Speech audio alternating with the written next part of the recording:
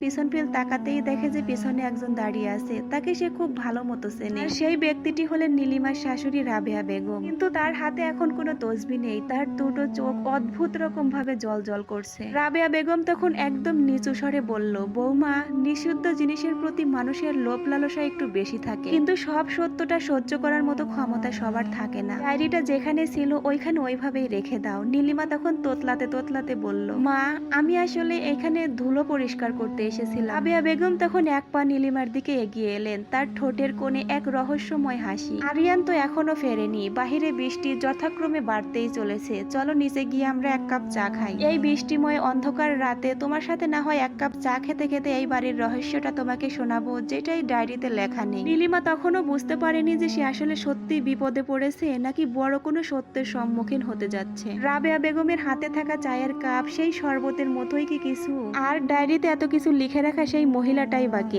আরিয়ান কি এর আগে তাহলে বিয়ে করেছিল? নীলিমার চোখে যেন সেই রাতে সবকিছুই ধোঁয়াশা।